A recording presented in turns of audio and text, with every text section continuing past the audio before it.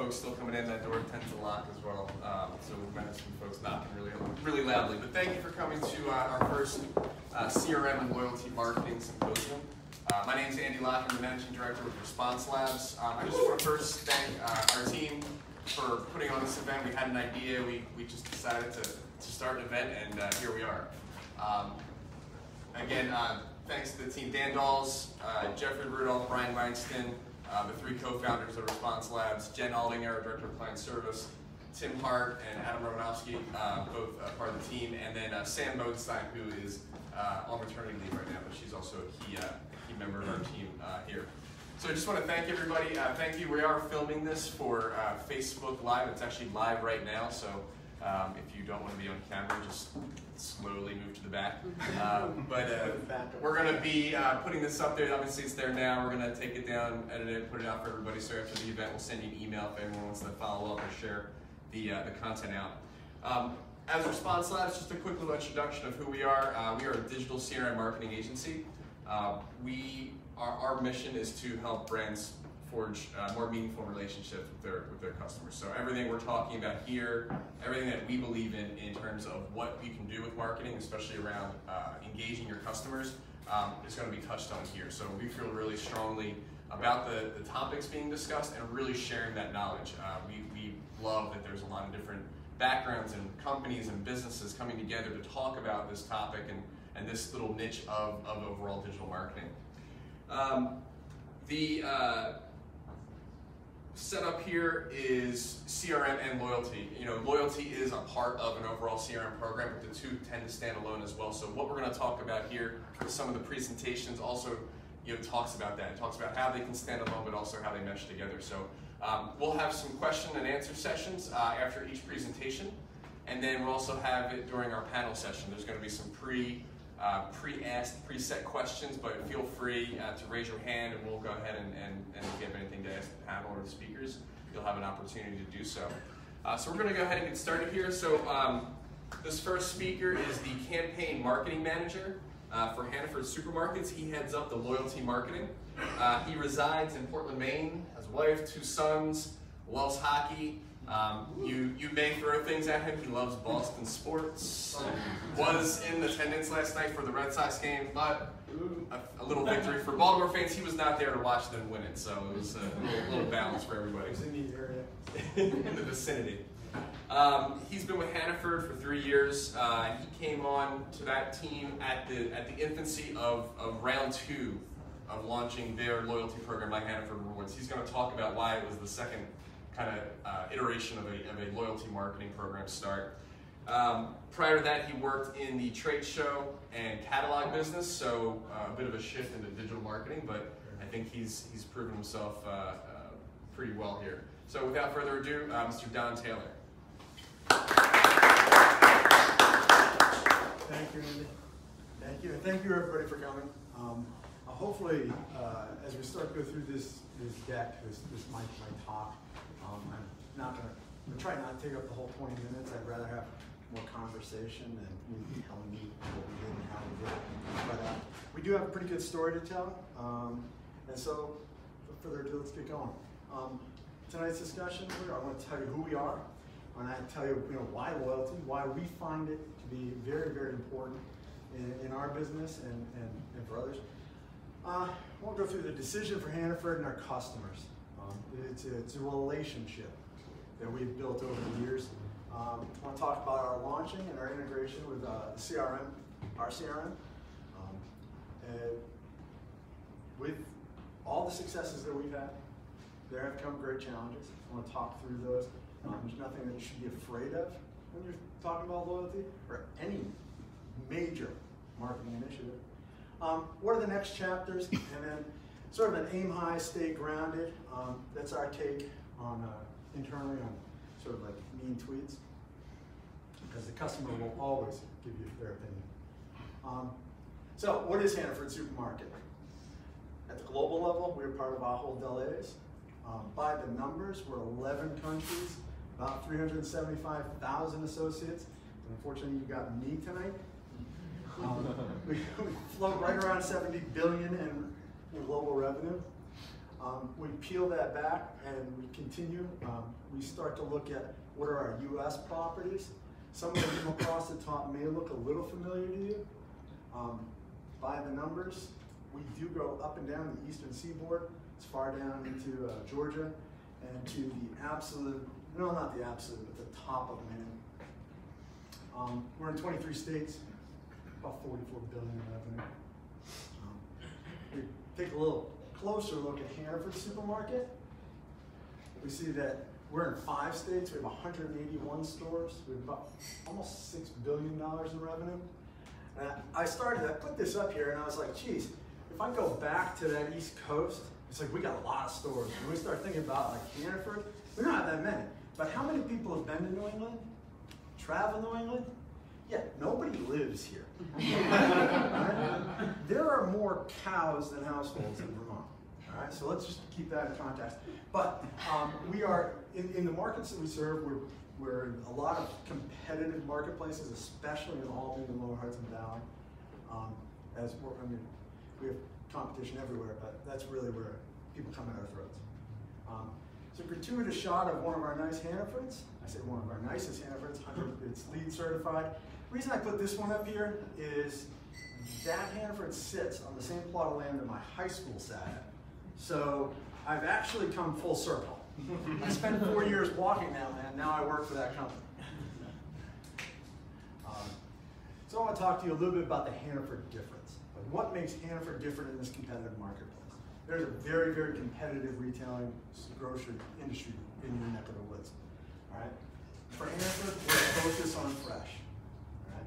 You walk into any of our stores, you're going to be met with, should be a very tremendously large, fresh department from fruits and vegetables all the way down to cheeses, seafood, meat. All right? Kitchens. We are starting to implement a number of kitchens in our supermarkets. There is another grocer in the area, we nicknamed Old Paycheck. They have a great kitchen. They really do. We're going right after some of that market through a picture of our sushi chefs. But we have pizzas, sandwiches, grab and go stuff. Our focus on this one right here, this EDLP. It's everyday low price. So in the grocery market, you have 2-tier pricing and EDLP. We're in EDLP. If you come in and you buy macaroni and cheese, you're going to get the same price. It doesn't matter if you're a member. It doesn't matter if there's no cards. There's no 2 tiers. We've all been we have sister banners. Boom. 50 cents for you. If you swipe your card, 75 cents for you. All right. So there's 2 tiers. You have to identify yourself to get a reduction. We don't do that. Our value proposition is that we are going to be a low price. We're going to come at you with price. We're going to, try to compete with the Walmarts. We're going to try to compete with the Shaws, the Price Choppers, all of that. And then lastly, I want to throw this in, our community ties. All right. You saw that map. All right. There's a lot of areas where we have some areas we're the largest employer. All right. Everybody does know the Hannaford, and we spend a tremendous amount of energy and time in our community building that relationship. Sans loyalty, sans groceries. We want to help feed people for food insecurity, help the schools. That's what I think are the 4 points that make Hannaford different. Talk a bit about loyalty. Why bother? All right? From a customer standpoint, as we look at a retailer, right, it's the relevancy. Right? If I'm going to put a marketing program on you as part of loyalty, I want it to be relevant. Right? When I go look for car parts, I own a specific car. I need it to be relevant to me. Right? I threw up some quotes. Customer will tell you, really, been tracking my expenses for a year, not one coupon is usable. Right? We clearly missed the boat there. Right? Value, inclusion equals discount. Right? On a 2-tier pricing, that is black and white. If I'm part, I swipe, I get a discount. Right? Most of the time, you think you're going to get some sort of value out of it. There's a quid pro quo. Right? Ruth Connor tells me just lower your prices and forget about all this coupon crap. Ruth Connor emails me on a regular basis. She just replies to the marketing messages. Crap is not the worst word Ruth uses. Personalization, omni-channel, channel of choice. All right? When you're a customer and you're part of this engagement, you expect that the company, the retailer, anybody, from Amazon to your dog walker is going to communicate to you in the way you want to communicate. I was talking to a director in Hannaford just before I left, and he was like, I don't remember the last time I went to my mailbox. And I was like, good, you're the right guy to do our click and collect online shopping. All right? And then here's a little bit of confusion. I don't have a smartphone, make the coupons available, stop sending unavailable specials to us. Wanda, a wallet. So she's clearly not getting the value in the channel she wants. And then it's no longer enough to satisfy your customers, you got to delight them. All right? From the business side, all right? This is the dirty side. This is in the boardrooms. Why do we want it? We want to make customer-centric decisions. I don't want to have a supermarket that doesn't have the things people are looking for. And if people are buying, you have a preconceived notion. At Hannaford, you will get category managers saying, everybody buys avocados. Everybody. It's a powerful item, but everybody does not buy avocados. So for merchandising, assortment, and expanded customer engagement, right? Incrementality. I'm told time and time again, incremental sales, incremental visits, expand the basket revenue by giving good offers and value. And then I said expanded customer engagement. I know I put that up there twice, right? But it's relevant for both, especially on the click and collect, we'll consider curbside. Walmart does it, we do it. And then also in the delivery areas that we serve. And then the real money, the real monetization. Market share, competitive offense and defense, data, and media and advertising.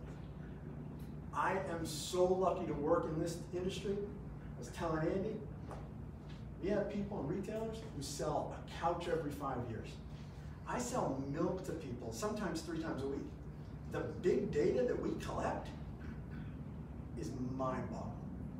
And if we can access that, sort it, and give relevancy back to the customer, they're going to drive past my competitor and come to my house. Loyalty, the early days. We at Hannaford in loyalty, we go back to this or a similar picture to this every single time we talk to people about loyalty. Right? Aside from the sort of sketchy little kid here, his face is sort of gone, put yourself walking into this store. 99% of the time you walk in there, they know who you are at that time frame. They know who you are. You know them. They know you're coming in for that special cut of meat because there's going to be a party back on the farm or something like that. Or you can come and say, hey, what I'm looking for is this. There was a, we were talking about this back in the office. There was inherent loyalty without a loyalty program. Retailers got bigger and bigger and bigger, and they lost that connection, right? And now everybody's trying to scramble to get that connection back. Right? So, how did we come to loyalty? Right? In 2006 and 2007, we had the idea we should do it. Everybody was getting in the business, right?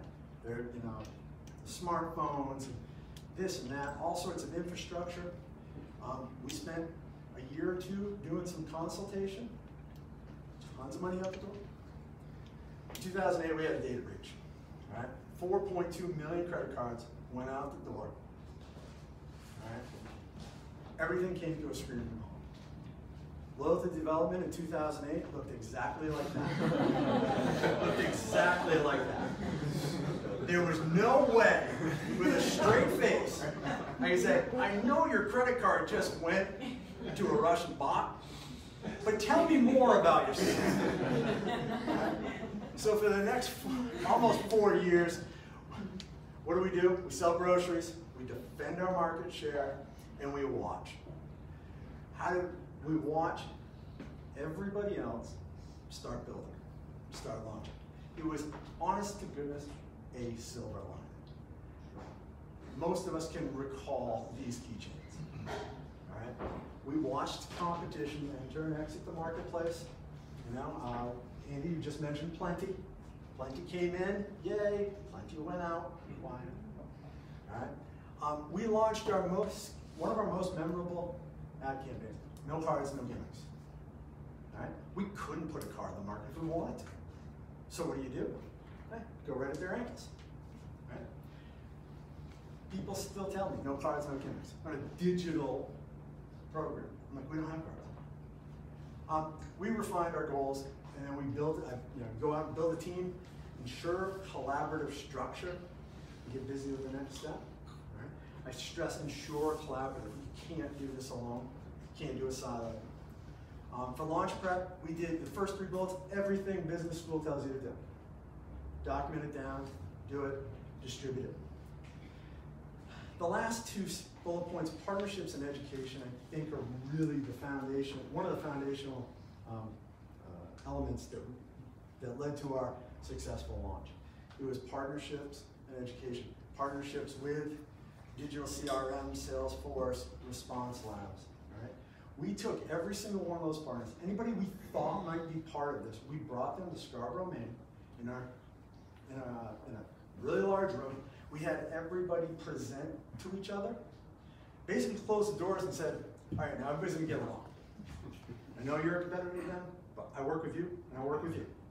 So, and I think that really sort of set the tone, that we are here to communicate the first 3 bullet points to you.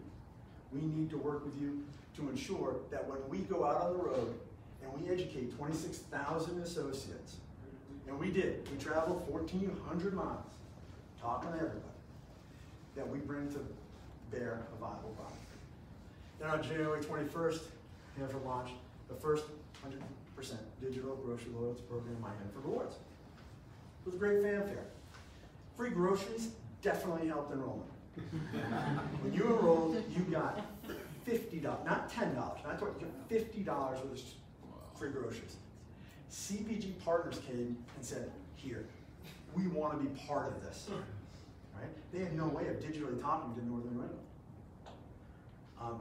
We came out with an app. Who didn't? And then, of course, we printed it, anywhere and everywhere we could. So what is the value proposition of the My Hannaford Rewards? All right? Hannaford had to rethink. We don't have 2-tiered pricing. Right? What's that relationship? How do I get that information from you? All right? I target high quality, relevant coupons for savings. And then we said, you know what, let's leverage our brands. We have a whole suite of our brand, store brand items. What we did is made the decision that you would earn 2% on all store brand items. So you would earn that over a quarter. You would get that as a basket coupon. You could redeem that the following quarter. Okay.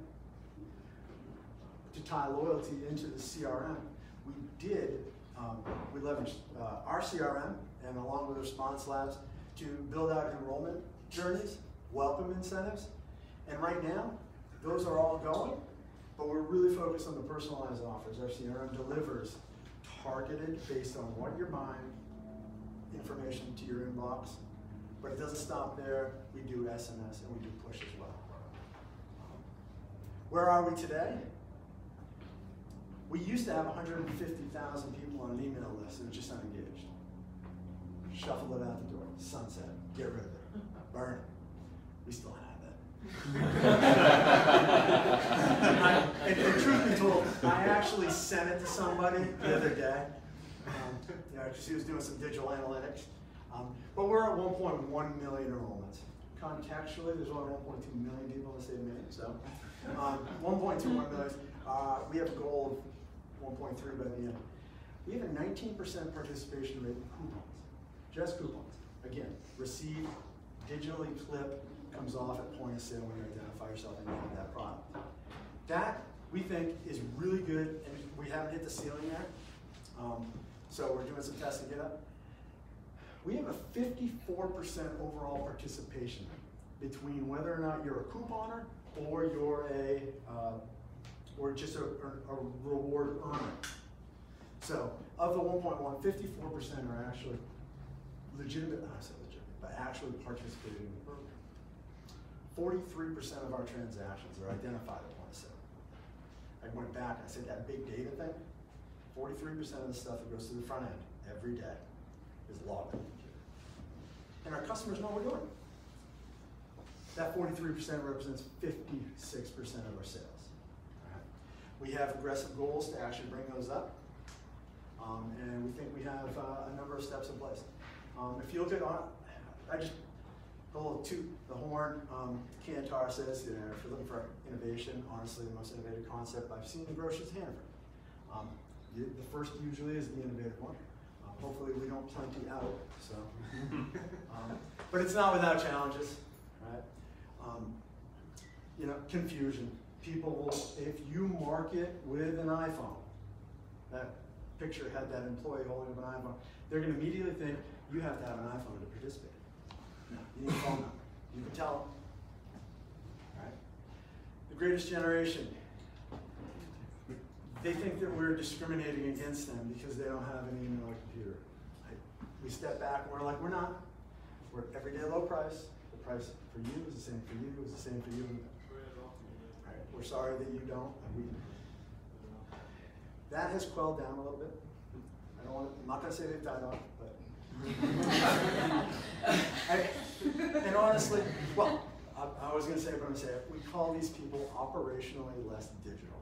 If you know acronyms, it's operationally less digital. So, and honestly, some of them are self-inflicted. All right, you move at the speed of light. IT's may trip up, marketing may trip up, but you know we do it too. So where are we going? We're focusing on engagement and channel of choice coming into 2019 and 2020. I mentioned this earlier, 1.3 is our goal for the end of the year. We want to expand on push because we see a lot of opportunity there, especially with the new website, e-com, and click and collect. We have, I put this Peapod knowledge share. If anybody heard of Peapod? They're in the area. If you know Peapod, you know what they're doing. So if they're going to share some knowledge, it might give you some insight as to why we're sharing knowledge. And then expanding CRM integration, journeys re-engagement. Put this up here. The challenge was and is to curate value, but it's at the end. It's we don't want to shy away from that relationship. We spent a lot of time in the community and to develop a good reputation, and we don't want to tarnish that. Getting close to the end, it does take a village. This is the team with Mike Vail and Milo Bucher of leadership. It was all hands on deck for 2 years. And when we're not standing there looking professional, we end up going to the farm and hanging out with baby goats just to have fun. That's what we do. And then lastly, I just want to talk about, the customers will always keep you grounded. If you're in retail or in any service, the voice of the customer is number one. For as much success financially, technically, that we've had over the course of the last 2 years, somebody's always going to say, all the money I spend, there, go believe yourself. Thank you very much. Your site sucks. It will not retain a password.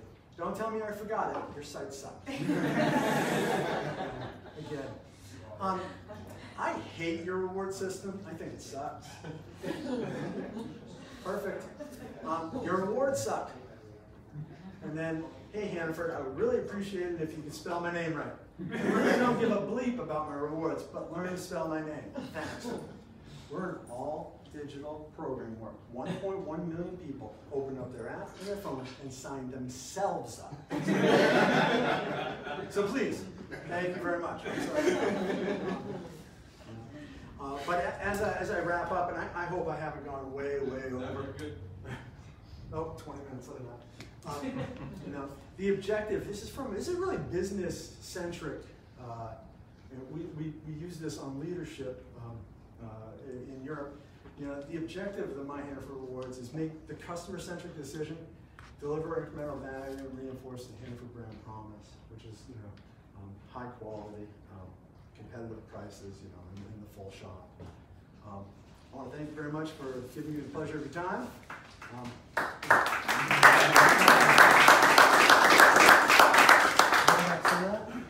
Anybody have any questions? Any questions? For Don? Did you bring any bananas? Avocados? No. We did. It's funny you say that because we had to go. I mean, it got so bad with category and avocados. It was like we went to all that data, and then the team put an analysis in front of that category director and said, yeah, it is a powerful item, but 5.5% of our customers are buying them. You know, it was like so. Please. Two quick comments. Yeah. One, grocery stores back in the day were really a social gathering. I think it was anytime you wanted to find out in a village, town, small city or anything, that's where you found out all the information that was going on if it wasn't from the newspaper. And the other thing is, I always found it interesting with grocery stores, they have such a low margin. And it's tough. I'm a loyal person to the place where I shop and everything. But I kind of like tend to start to look at other places and everything because one, they're not moving ahead. They're still, it's the same thing that I go in there, but you know, I'm seeing, and for instance, in the vegetables, and that's a tough area to keep that stuff. It's hard because the margin, the shrink, and you know, they have to move hard. So interestingly enough, in heavily competitive marketplaces, what you find is that and I'll use one of the sister banners in the South. It's you talk to consumers and they say, I go to this place for my vegetables, I go to this place for my center store, and I may go to a third place for my deli or meat. So, you know, in those areas where you're constantly moving about, we at Hannaford try to put everything under one roof as best we can. And to your point about the retailer, you're right. We had that conversation earlier that it was an epicenter of information, right? And it's fantastic. It's mind-boggling how much it actually still is. The store managers, how many people they interact with, no names and information. So, thank you. Yeah, my question: what was your competitor's response to this effort of pushing this digital-only platform and this loyalty program? I think one of the best sort of responses to that is that we have a local competitor named Shaw's Supermarket. They came out with a My Hannaford Rewards program. They had a card system that failed. It had gone. It was that no cards, no gimmicks was directly at Shaw's, all right? And it went away. In the end, what ended up happening is they brought up what's called MyMix. It was their new loyalty program. It was all digital. I don't know, you probably didn't see it, but we have what are called just for you coupons. We target them just for you based on what you shop. Not what we want to push you, but what you're shopping for, the most relevant stuff. They went out and they made it just for the letter U and trademarked it. That was the response. They saw it, they screenshot it, they switched it, and but a lot of it comes down to a lot of it's price perception. You know, when you're two-tiered, you can drop those prices. Sam. So it didn't work. Yeah, it didn't work. So, but bottom line was, they came at us price, and they tried to mimic us. Sorry. So no cards, does that mean that they just enter the phone number or something? Or? Yeah, so you have two things you need, basically two things. It's an email address and then a phone number. The phone number is an alternate ID. On the app itself, there's a barcode. You can have it scanned at point of sale. Or in the card reader, you can punch in your phone number as an identifier. We encourage, actually, families to share the same account. Because I want to know what you bought.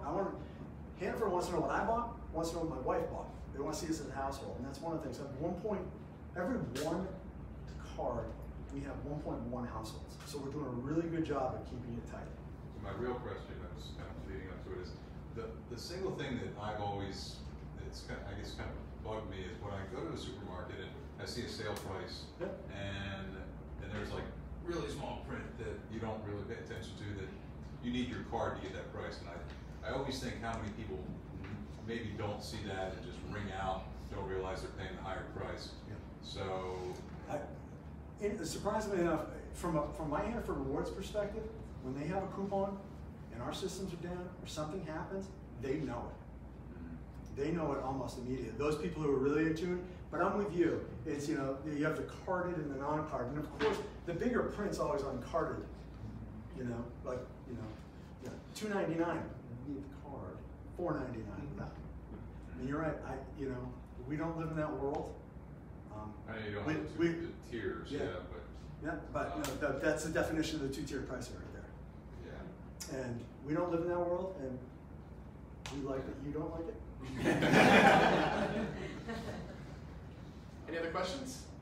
Do you have a percentage, talking about loyalty, what, I'm not going to phrase this question well, but essentially, like what percentage of your customers are consistent Hannaford shoppers versus multi-supermarket shoppers? Yeah, so the beauty of this identification is that we've now gotten into, you know, primary, secondary, tertiary, and inactive customers. We've started to look back at that about 6 months. And we just developed with our analytics team a Sankey, so we see the drops over time, and we're trying to figure out like, oh, there's just snowbirds, you know, and everything.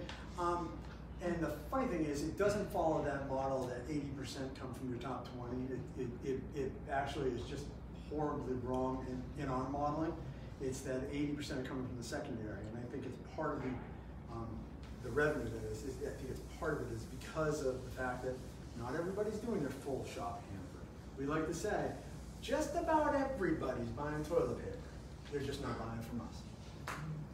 So, but I would say that we're probably in a 25, 20, 40, 30, so we're just getting into that. So I start thinking about the numbers a little bit more. Well, and you don't know when they're not there, right? Yeah. When they're somewhere else. Yeah, you don't know when It's they're not going to yet. Yeah, exactly. Sorry, just one more thought here. So you mentioned, obviously, with the no card, no gimmicks, you're going for a digital thing, but are there physical rewards to also being a part of this program? Like a tote bag or something branded with Hannaford's? No. Okay. No. You know, honestly, there aren't. We don't have anything in that part. I mean, we've done tchotchke type stuff, and you know, the click and collect, Hannaford Go, you know, they'll do the bags. One of the things, I don't know how it is down here, but in the state of Maine, in Portland, you know, you get charged for your own plastic bags. Portland just banned all styrofoam food containers. So you know, we really, what we do with those reusable bags is we tie them back to the communities. We say, buy this for $1, it goes to the food pantry. Right? So I guess it's tied to that question. What are your incentives? Like, what do you offer as rewards? As rewards, 2% earnings on private brand items. Oh, okay. So if a basket is you know, so if you spend $100 in private brand, now private brand isn't just, you know, the macaroni and cheese, it's private brand. It's almost all the meats, all the seafoods, all the deli, all the cheeses, anything that Hannaford touches and packages. It's a tremendous amount of UPCs in the store. So that you get those too, you earn up. And you see people earning $20, $30 just for identifying themselves. And on top of that, you know, rewards, we do standard campaigns once a month where we'll put hopefully relevant offers in there. Sorry, I have more questions. Is there any gamification that you do? Like, not yet. Okay. We're at the point now where we're talking more and more about that. It was on the 2019 roadmap, and if anybody's dealt with corporate roadmaps and capital budgets, you know exactly where certain things lie. 2022. And so what ended up happening was we really wanted to do a gamification more on the healthy living style side. So Hannaford, many years ago, developed a Guiding Stars program. And so everything was labeled as earning 1, 2, or 3, or nothing, stars. So the more stars you saw as you were looking across, you know, your options, the healthier it was for you. It was a grading system. We syndicated that, and it's now, you know, throughout the U.S. We're thinking about ways we can gamify, a healthier basket by earning stars. We have to be really careful because leadership wants to stay away from that gimmick track. So again, we have so many other brilliant people coming up. I'm here all night. So if you have other questions, please feel free. Thank you very much again for a pleasure.